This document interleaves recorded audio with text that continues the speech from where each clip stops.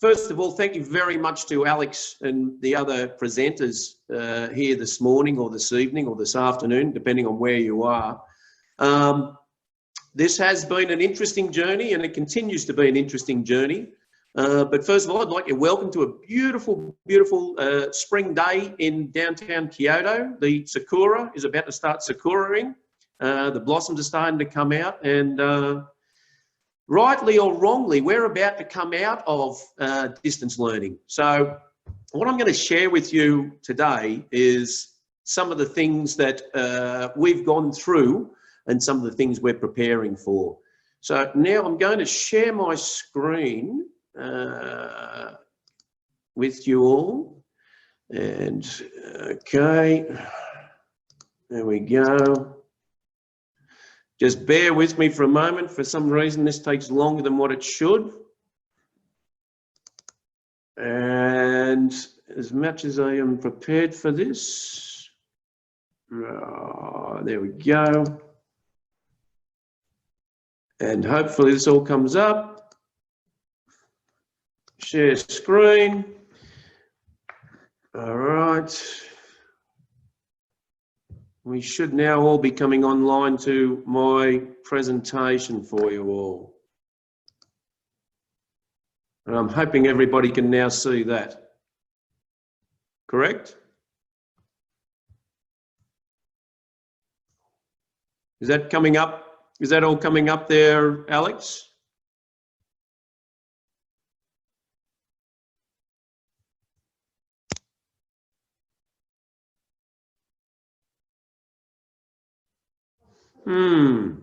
So the screen sharing is not working so well. That's a bummer. All right, I'm going to walk you through it anyway.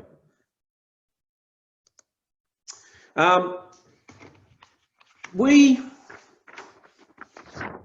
went through pre-distance learning. We started planning for, having seen what was happening in and around Southeast Asia, particularly China and Hong Kong. We tried to get ahead of the wave and start preparing for this about 3 weeks out from actually going to distance learning. And there is an important differentiation. It might be semantical, but I think it's important that you as a school think about this particular point. We at no stage have ever been closed.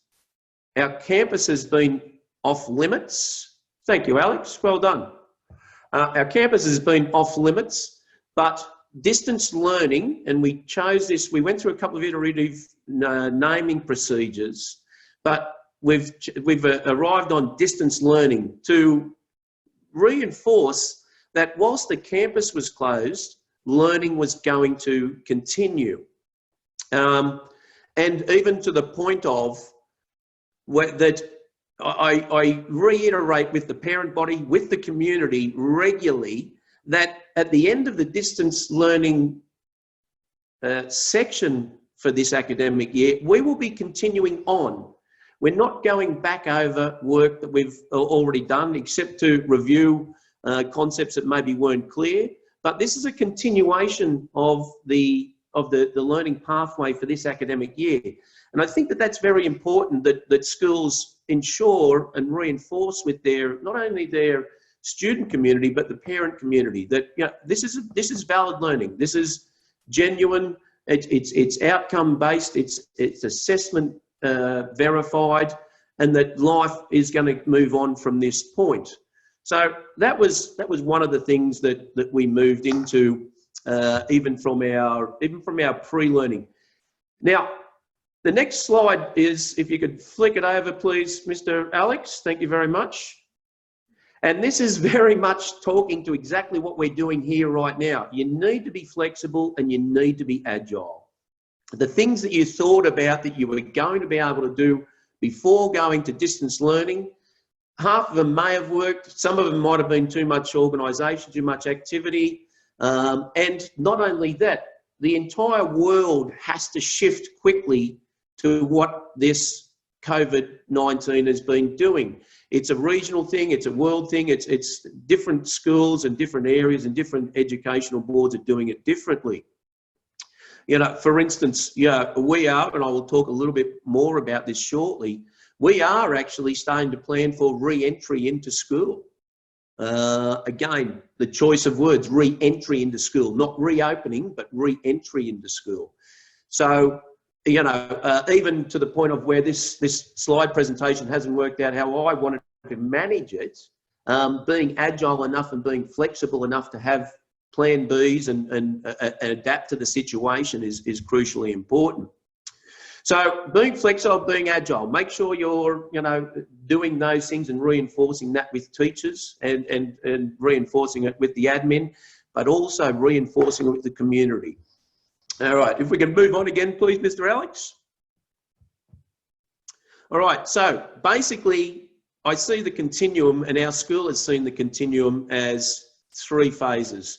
Pre-distance learning, where we got set up prior to leaving, prior to going to distance learning platforms, establishing what we think is going to work from the outset, then into that distance learning phase. Now, we are only in 4 weeks. We are only 4 weeks into distance learning. Our school, Kyoto International School, goes on to spring break next week, which is pretty appropriate right now.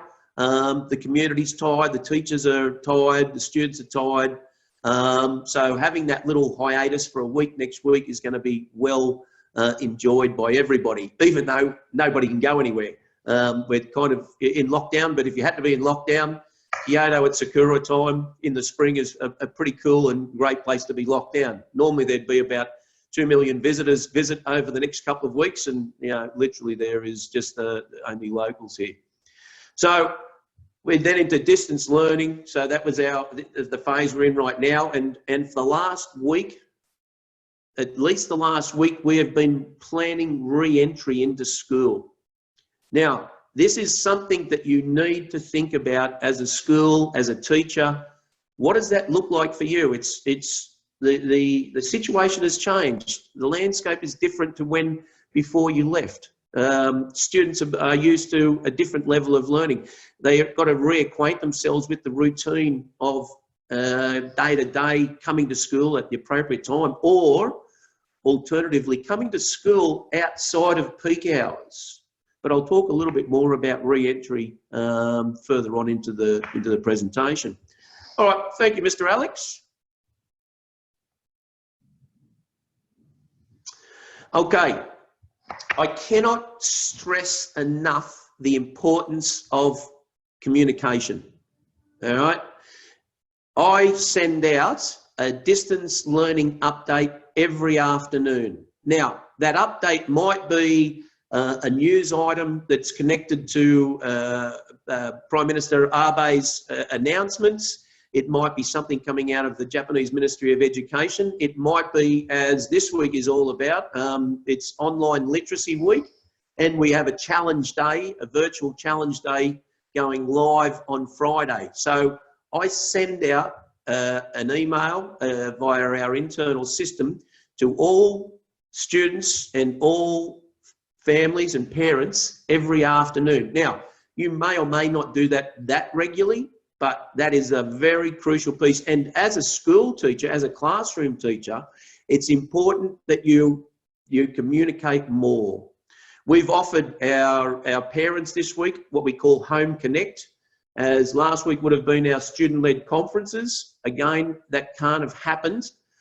So we just offered the parents the opportunity to discuss and reach out to the teachers and do a one-on-one, whether it be old school by a telephone or via a Zoom or a Skype, and give an update. And it's not focused on the distance learning phase. It's focused on all the work that has happened in term 2. Again, reiterating that school, the pathway this calendar year is still continuing on. It's just got a little bit different shape at the moment.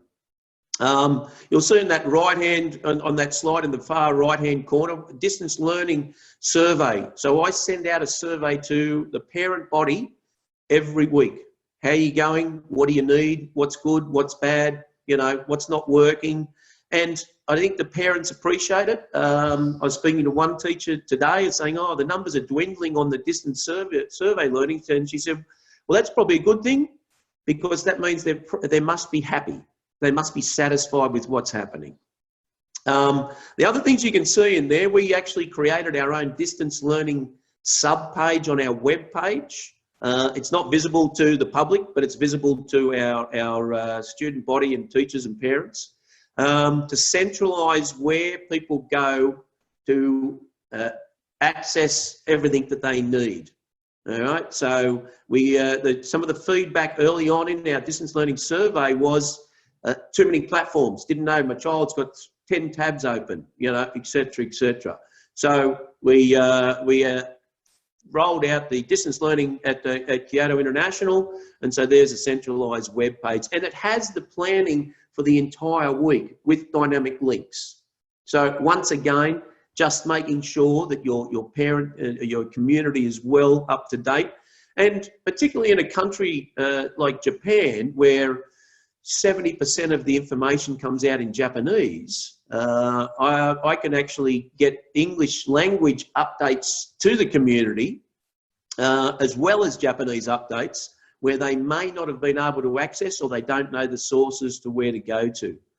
Make sure your parent body knows that in your communication, who are helping the school make their decisions.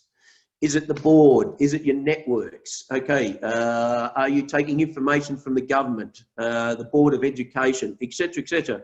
Reinforcing that this is not a solitary decision being made by one person. All right, so it's a collective decision. Always at the forefront is, how does this affect student learning?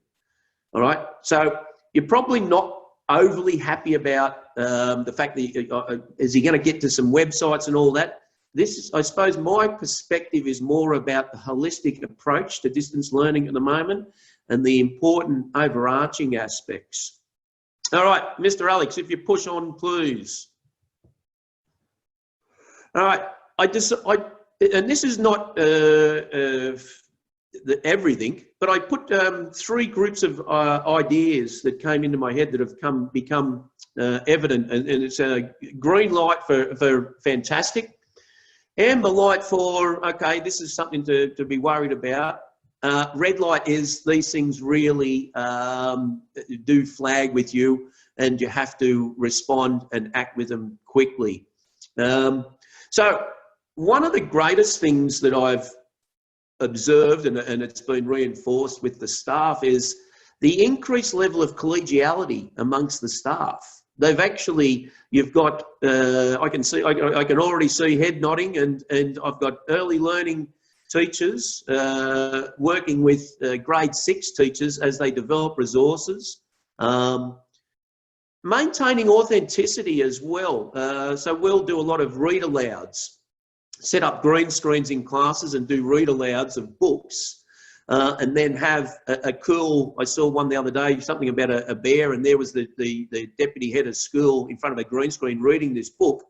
And then I saw the final video, and he was actually, his head was, he was sort of had this massive bear behind him, and he's reading this book about a bear, and it was going to go out to EL3. You know, so making sure your students don't take the easy option of just getting stuff off YouTube. Authenticity in your resources is really key. Making sure that the teachers that the kids are familiar with, that the students are familiar with, are still the faces they're hearing and seeing. All right. Differentiation has improved. Innovation and creativity. You know, I'm seeing wonderful aspects. Yeah, the fact that we've got a virtual literacy week. So the librarian at 12 o'clock every day this week goes online to Zoom. Anyone can sign in and listen to her reading out a book. Gee, we use Seesaw to, you know, it's tell us about your favourite book. I think today's one is the Mystery Reader Challenge, and all the teachers held up a book per se, such as, you know, hold up something like this and say, okay, there's my book, who am I? And here's a little bit of a description. And so the students are going to respond to that activity virtually again via Seesaw. So they're all the good things. The things to watch out for: stress in parents, stress in teachers, and stress in students. All right. Now, this is uncharted water for your parents. They're not educators. They are not of the lucky profession like you people are. All right. They need to be brought along. They need to be told it's cool to be flexible. It's cool to change things up. You know, ask questions, work with the child. All right. So stress, and teachers as well. We, rightly or wrongly, have a check-in every Monday morning. All staff come in for a brief period of time outside of peak hours, and I just get a temperature check about how people are going. And then we do that again on the Friday briefly. It sort of contravenes social distancing laws and all that, but we're in a part of Kyoto where people can, you know, avoid public transport. And it's also important just for people to socially see each other, but also how you're going. Now, don't underestimate the amount of time all this takes. You know, you as a teacher, you're online, you're developing stuff. It does get better. And the ed tech, which is another green light, the ed tech capacity of people across the education world that are involved in this right now has just gone exponentially through the roof. Be careful of screen time. If you go back, and when I share the video, share this presentation with you, you'll see a lot of photos of students that are outside doing activities. Okay, they've taken a photo, but we're mindful of trying to keep them off screen time too much, although it's kind of a necessary evil. Again, that social emotional disconnect, making sure that you're flagging that and you're aware. Unfortunately, we don't have a counsellor here at KIS, but if I had a counsellor, I would have somebody available to students and parents regularly for check-in sessions. And then that last one, that re-entry into school. So the red lights, and I'm going to come back to the re-entry into school in the next slide. All right, the red lights are travel lockdowns. Staff going on holidays that are coming from countries that must be self-quarantined. We need to make sure people flagging that. That's for the community as well. We've got spring break coming up, you know, so parents need to know if you can get off the island of Japan and you go to a country it has lockdown laws, you'll be in 2 weeks quarantine, self-quarantine. Your child can't come to school. You can't come to school. All right. So those are all the things. Preparing for a positive testing in your school. I don't know too many schools that have had positive testing students or teachers at the moment, but you need to be prepared. Cancelling events, changing the nature of events. And again, budgeting. We are reviewing our budget even as I speak, and it'll be dependent on the sort of numbers that come back. All right, Mr. Alex, next one, please. All right, resources. Again, this is going to be not what you're looking for, but I think it's a good one to remind yourself. Your best resource is your network. All right, reach out to those people. I could give you 1,000 different online resources right now, but they'd be just on top of the other 1,000 different online resources you've already got from other people or from Twitter and et cetera, or online or through your email. Your best resource is your network, and when things got, I'm very lucky here, the Japanese Council of International Schools is about a 32, 33 strong network of schools. We meet twice a week, your choice of twice a week, Zoom onlines. We're in a constant, you know, WhatsApp group that's bringing to note all important changes and information. That has been, and I feel very privileged to be a part of this network that's made navigating these waters a little bit easier. I went back to my old roots as an old tech director and got it back onto tech director and got a lot of support from the guys there. So get your tech guys onto that website, talk.techdirector.org. Another really good example of supportive networks. I made myself available to another couple of networks, and these are just two examples I've thrown out. The Association of Advanced and International Education. I hadn't previously done a real lot with them, but I was aware of them, and now I've become doing a lot more and reaching out and looking at their resources. And also the Academy for International School Heads. All right, don't be overawed by the term. Again, a lot of people in there that are looking to work with individuals, work with schools. The other thing with resources at the moment, leverage online premium resources. You know, people like Zoom, people like BrainPop, people like, you know, there's 1,000 others are offering free access to their premium quality resource at the moment. So anything you've got now, go and do some research and find out, are they happy for you to take on the premium resources during this COVID-19 time. The one resource I am going to head you towards, which I found really quite uplifting, was a Facebook one that came across my feed. It's called Educator Temporary School Closure. And there is a lot of really good resources and a lot of good chat and good talk. And you start to realise, guess what? There's everybody else is having exactly the same experience as me. All right. So you sometimes might feel a little bit isolated, you know, and you take Facebook at its face value.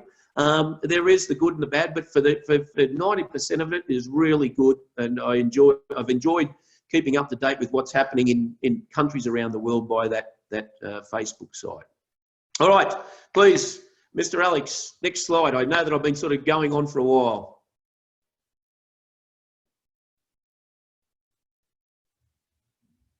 You there?